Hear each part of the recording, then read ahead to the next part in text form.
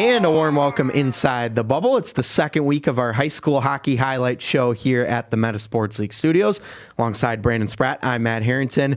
We've got a great show coming up for you, and we've got the exclusive reveal of our KARE 11 preseason top 11 for both the boys Class A and Class AA.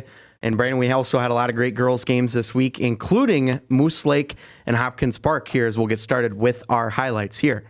We sure did. A warm welcome indeed, Matt. It turned very cold outside this week, indicative of hockey season, but we throw it inside to the Minnetonka Ice Center for Hopkins Park and Moose Lake.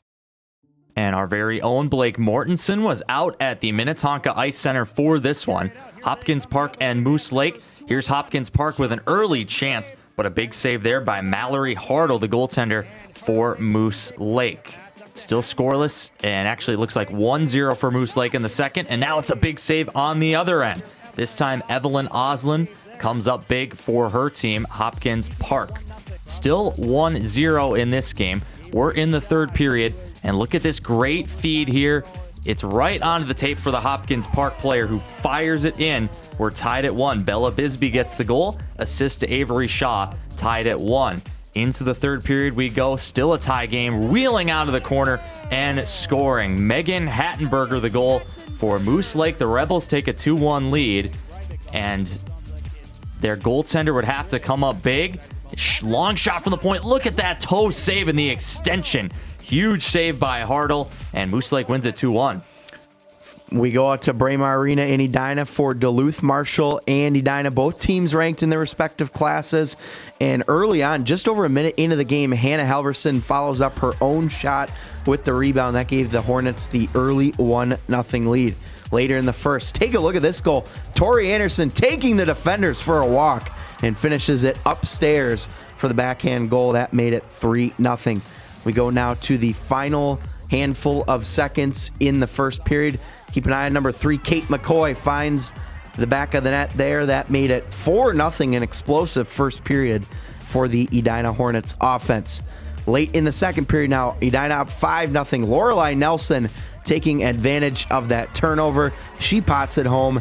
That made it 6-0 in favor of the Edina Hornets. They go on to win this one by a final score of 8-0. They get 8 different goal scorers here at their home opener in Braemar Arena. All right, we're back out to Pagel, second straight week, Stillwater and Minnetonka on Saturday. This is 20 seconds into the game. Josie St. Martin with the steal, bearing in on goal, but Layla Hemp comes up big for the Skippers just about 20 seconds in. Then look at this save here. Fighting off the rebound, and she gets across to deny Brooke Nelson. That puck stayed out. What a save by Hemp. Skippers shorthanded. They get right back to 5-on-5. Here comes Ava Lindsay. Absolute rocket as she breaks in alone and puts the Skippers up 1-0. Plenty more to come from Lindsay in this one. We head to, well, actually late in the first period. Tonka thought they made it 2-0. Puck crosses the line, but the referee right on it. The net was off its moorings, so it stays 1-0 in favor of the Skippers. To the second period here. Minnetonka working in the offensive zone. Puck bounces around. Ava Lindsay finds the loose change and deposits it in the back of the net. 2-0 Minnetonka. And then, folks, this is not an instant replay. This is on the power play. Lindsay, there's her hat trick. Ava Lindsay with 3, and guess what? She was not done yet. Watch this one later in the second period. Great play by Grace Sedura to get the puck out and send her line mates on a 2-on-1. Kendra Distad to Ava Lindsay. Silky smooth hands. She has her 4th. But guess what? She was still not done.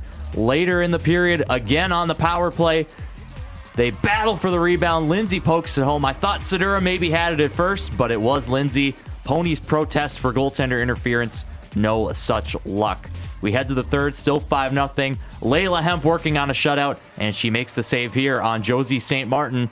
All 5 goals for Lindsay as Minnetonka shuts out the Ponies. Hockey night in Minnesota. Afternoon edition, we go up to the Hermantown Arena, Proctor Hermantown and South St. Paul in a battle of 2 great Class A powerhouses.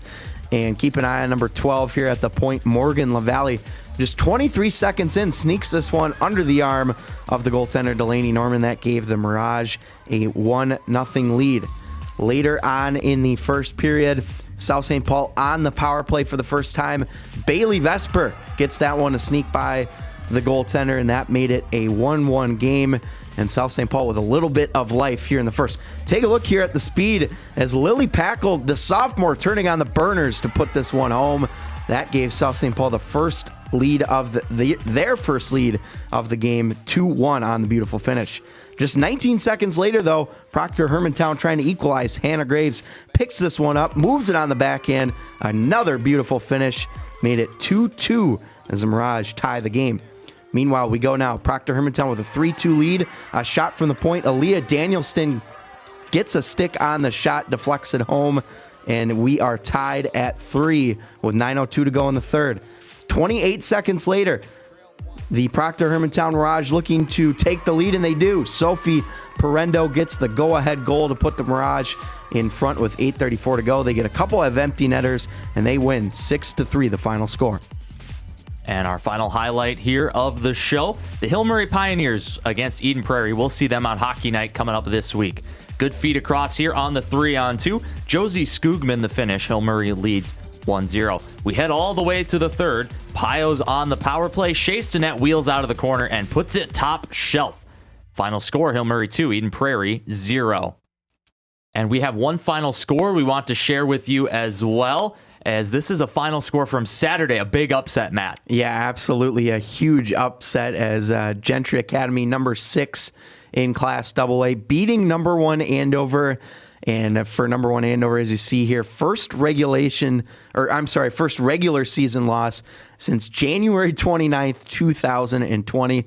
That's 1,026 days ago, Brandon. I mean, absolutely unbelievable just how good Andover's been in the regular season and at home. I mean, you and me were talking about just, how good we thought Andover was. And here they are. I mean, they're human after all. They are human, yeah. And I think we will see this reflected in our KARE 11 Top 11 coming up later in the show. But we're going to take a break. We'll be right back. Coming up, Player Spotlight. Hazardous. It's a glass-shattering mix of innovation and instinct. No excuses. Just fire. Your college experience begins with your dream. Your time at St. Cloud State will uniquely be your own, but your journey will be guided by our community. Be you. Be bold. Be a Husky.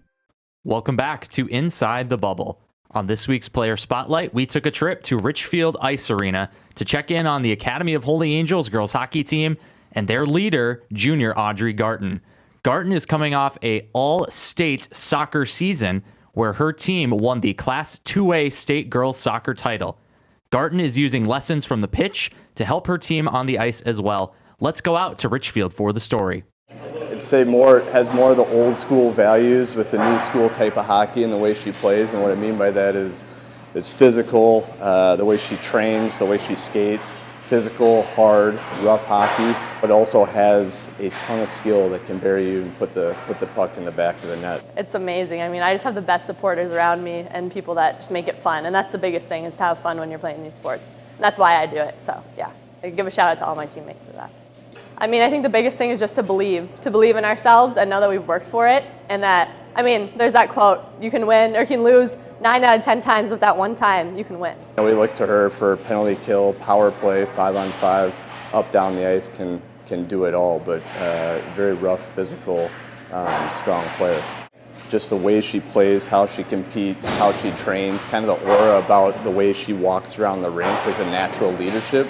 You don't hear her, barking at other players or yelling. It's a very much calm, collected, natural leader that they follow, because she's good, but she's also doing all the right things on and off the ice that you'd want out of any student athlete. So these days, you're seeing a lot of athletes focus solely on one sport. Whenever you can get multi-sport athletes, especially ones that were on teams or have been on teams that had success, like our soccer team, you're typically going to see that shift over and transfer over and contribute to the team. So them winning a state championship and coming into our season saying we're motivated to make it to state and obviously try to win state, it's a whole different mentality in how we look at things. So you have that, but you also have kids who play multiple sports, they see the ice a little bit different. We highly encourage that on our team. So, I mean, it was surreal. It was just crazy. We'd worked so hard to get there and to finally do it. So last year we got to the semifinals,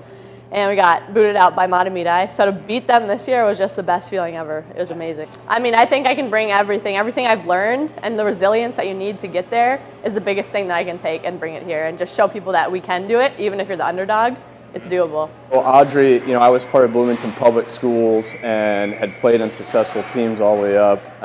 Made the move to Holy Angels at the time, not just for hockey, but for academics. She did the same thing in high school, made the move over, had success in hockey up. The getting into space is really similar, but I think hockey obviously is harder because it's quicker. But so when I go to soccer, they both kind of help each other because I kind of know what I'm doing. It's faster in hockey, so then I get to soccer and I know where to be. I mean, that sounds amazing. That would be incredible, and I think we can do it. I think coming off of that soccer championship, that it gives us a really good chance, and everyone has a good feeling that we can win. So. And has a few different D1 schools looking at her, but it was earned more in this way where she's a very talented kid, but she just will outwork people. Like, if you're not going to get there solely off of being able to get 100 goals a year, 50 goals a year, you have to show coaches what else you can do, and I feel like just the way she operates and how she talks with the coaches and carries herself on and off the ice is similar to the experience I had growing up. So I do think about it a lot. I mean, I just kind of think I have to make sure that I'm thinking about right now because I have to get better right now so I can go play there when I'm older. But it's definitely hard because I'm obviously super excited for that. Really, really good student. Puts in the extra time. She's in class with my daughter as well, so I hear often about them working on projects, and I check in with all the teachers and the various players we have to see not just again how you're doing in the classroom for academics, but how we carrying ourselves, how we talking to the teacher, how we following up, and she's at the top of the list in terms of how she operates and does that. So she's doing great. And a special thank you to Bella Lemire and Harper Paling, players on the Academy of Holy Angels girls hockey team. They actually held that banner up that you saw in the shoot. So thank you to them for their contributions. We'll be right back after this break.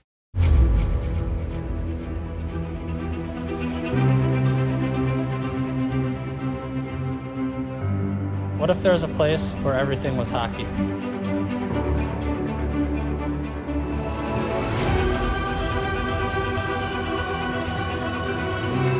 Oh, he can skate. Here comes Steves in on goal all alone.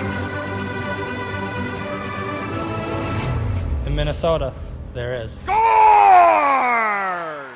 It's time now for our Coach's Corner segment. Earlier this week, our very own Pete Wagner headed out to the Plymouth Ice Center to talk to Wayzata girls hockey head coach John Bazzachini on his new role as the head coach, and also to talk about his previous coaching experiences and his current squad. Let's send it out to Pete. Welcome to the Hockey Buzz podcast.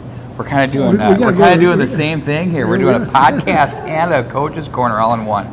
John Bazzachini, obviously here with the Wayzata Trojans. You spent a lot of time in this rink and a lot of time in a ton of rinks around the state of Minnesota. Why don't you take us through a little bit of your background and history, because it's so rich and good.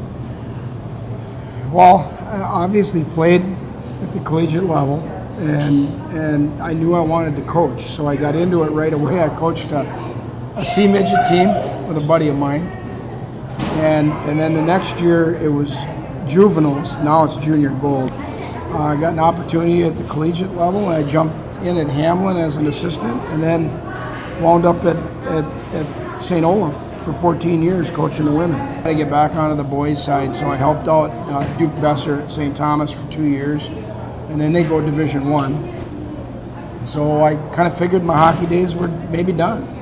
Got into car sales at Walser Toyota. Was there for 3 years, and this job opened up, and I at first kind of laughed. I'm going to go back to high school. I explored the job a little bit more. Had a conversation with the athletic director, who was new. Loved the direction that she was going. Thought she was really bright, and met the principal and thought this is an administration I'd want to work for. and was fortunate to get offered the job. How do you teach spatial awareness on the ice, off the puck especially, when to go to those spots and things like that? I do a lot in small area games, and I teach a lot of defense off of small area games, and we haven't got into a boatload of it yet, but we will starting tomorrow. What you can teach defensively in a small area game is how you manage numbers. Are you even up? Are you up or are you down? And when you're up, you've got to create the turnover, and when you're down, you've got to manage the extra bodies. And then from a standpoint of teaching open ice and how to get to open ice, some of that is done through drills. I do a lot of drills where I'll take a concept, say in the neutral zone, I'm working a concept, and I might run a drill that's a part of that concept. Yeah. They don't know what they're working on because they think they're doing a drill. But that drill, then you add pieces to it. The next thing you know, you say, hey, did you recognize this? Yeah, we did this in practice. I said, yeah, right. Exactly. Yeah. And so you try to make... I call it disguised learning, where you're disguising what they're learning, and next thing you know, it becomes intrinsic, you know? And it takes a lot of repetition and that's why I say we've got a long ways to go, is because we've got work to do to get to where I want to get to. I believe that in due time we'll get there, and love the kids. I'm having a blast. That's why you do it, right? That's why I do it. We're introducing a new segment on this week's show called Mic'd Up. This week we had Wayzata girls head coach John Bazzachini mic'd up on the bench for the first period of a game against Holy Family earlier this week. Let's take a listen. I remember these. Yeah.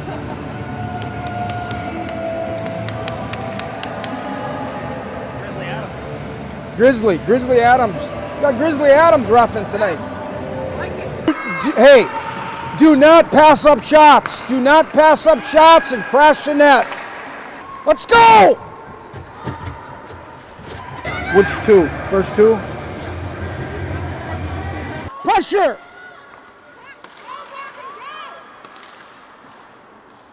Pressure! Pressure! Pressure! So instead of trying to go around the girl, fire it. Shyla, go! Shyla, go! All over that, Morgan! Pick people up! Hey, Wings! You don't run to the middle of the rink there. You stay wide and spread them out. Let's throw some rubber at this goalie and see what kind of rebound she gives us. Well, always great stuff from John Bazzachini, the head coach of the Wayzata girls hockey team in his first season. We're going to step aside here on Inside the Bubble. We'll be right back. Sniper's Edge Hockey is your one-stop shop for your at-home hockey training needs on and off the ice. Find the perfect start to your at-home training area with slick tiles, synthetic ice, or a rink liner. Or upgrade your home setup with one of our top-quality training tools to help you work on soft hands, all of your deeks and dangles, perfect your one-timer, and improve the power and accuracy of your shot. Find it all online and in stock for immediate shipping at snipersedgehockey.com.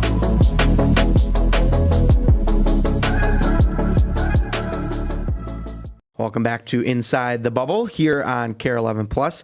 We are going to take this time now to take a look at our KARE 11 Top 11 for the upcoming week. We'll start things out on the girls' side with Class A, Brandon. A lot of changes and a couple of newcomers this week. Yeah, so at the top, things staying mostly the same. War Road will continue to be number one.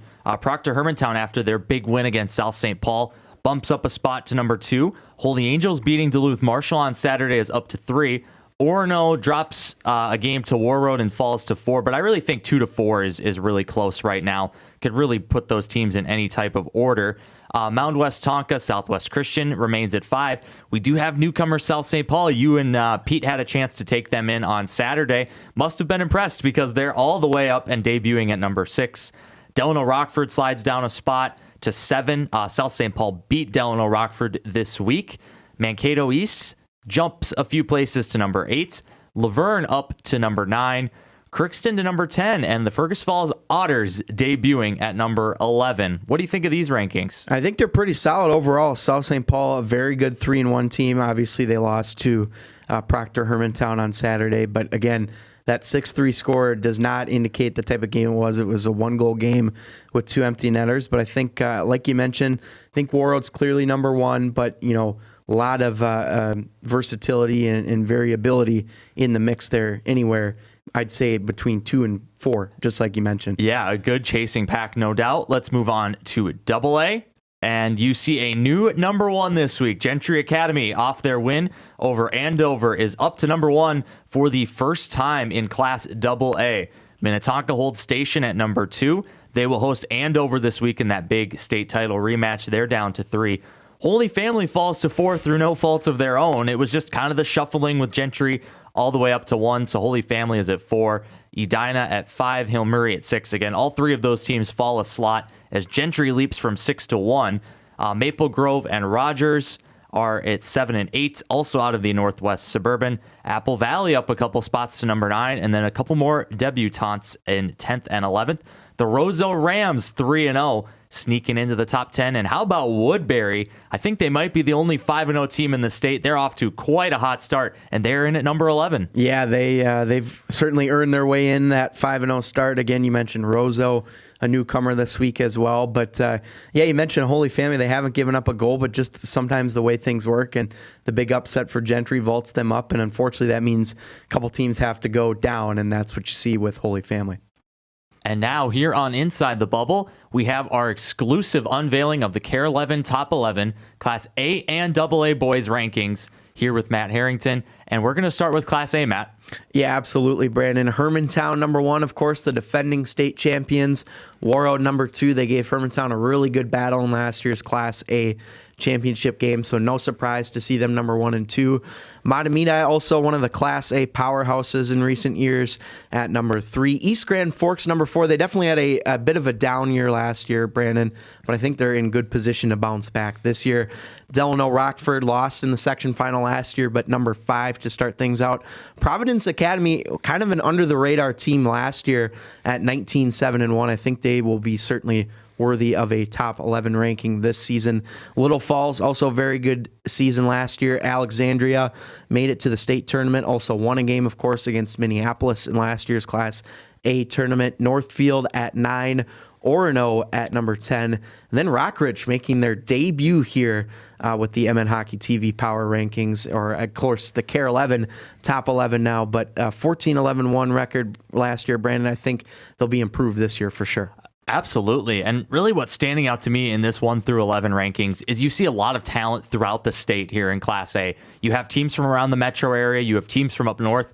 We even venture a little bit south of the metro to pick up a team like Northfield, Central Minnesota with Alexandria and Little Falls. So I really love the flavor of all across the great state of Minnesota in this top 11. And now, Matt, I think we have the AA rankings as well. We do have the AA rankings here, as defending state champions Andover Huskies are number 1 to start things out.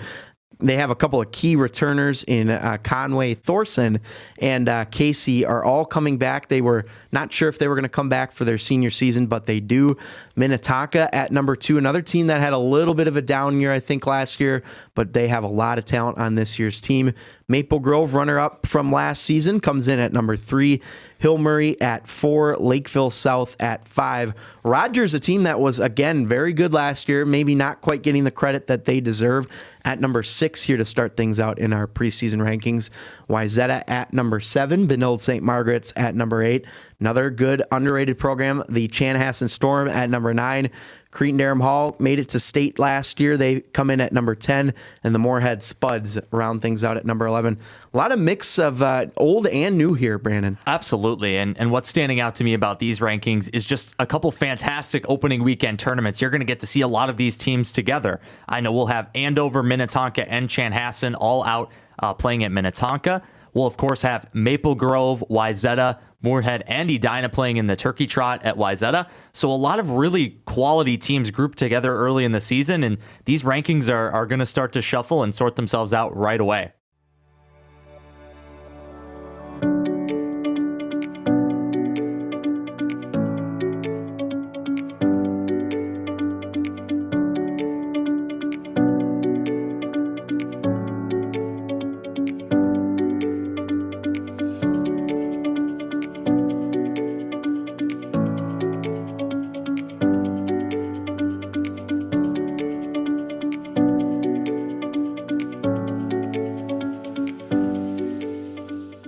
it's time now to take a look at our top 5 upcoming network games of the week, and we'll start things out on the girls' side of things here.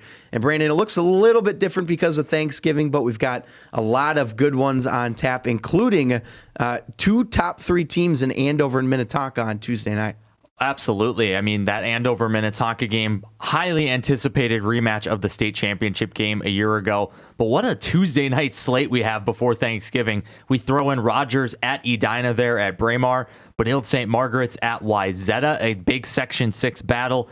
Elk River takes on Blaine in the northern suburbs. I know we also have North Wright County Hill Murray, our game of the week Tuesday night. So hope you have multiple screens to flip through on Tuesday night. And then Saturday afternoon, the Skippers will be heading north to the Essentia Health Sports Center as they will take on Brainerd Little Falls. What do you think about these matchups, Matt? Yeah, I think they're very solid overall. Rogers Edina will be another top 10 battle in girls AA. Benilde St. Margaret's at Wayzata, a couple of young teams that I think could play spoiler later in the season for a lot of teams. So I think up and down. And of course, Brainerd Little Falls, always a tricky challenge for the Minnetonka Skippers, or any team for that matter. So looking forward to seeing the upcoming games this week. And now we transition to our top 5 boys games of the week, with the season getting started with a brief appetizer on Wednesday before really getting rolling after the Thanksgiving holiday, Matt. Yeah, absolutely, Brandon. We've got a good one on Wednesday night. Our very own Blake Mortensen will be on the call for that one. Grand Rapids will be traveling to Hibbing Chisholm for that one. And then also Chanhassen, Andover, a couple teams in our preseason top 10 there as well. Moorhead, Wayzata, another couple of powerhouse schools there. And then some Class A action with South St. Paul Greenway. And then another good one, Andover, Minnetonka. I believe that's 1 and 2 in our preseason top 11. And now time to look at our Hockey Night in Minnesota game of the week. We have another exciting girls matchup this week between North Wright County and Hill Murray. That will be Tuesday night at 7 p.m. And Matt, this game is an intriguing one. Neither of these teams have played too many games yet, so I think we're still learning about both of these squads. Yeah, absolutely. And Hill Murray, of course, a top 10 team. North Wright County has been in the mix in the top 10 in recent seasons, or top 11, I should say now. But nonetheless, I think we're going to get a very intriguing game at Aldrich Arena. Of course, a little bit earlier this week than the Saturdays we've had before. And for the first time, it'll be actually hockey night instead of an afternoon game. But looking forward to this one. And this will be the last week with just one hockey night just for girls. Then the following week, we'll introduce the boys hockey night in Minnesota. So looking forward to adding some more hockey night into the mix. What if there was a place where everything was hockey?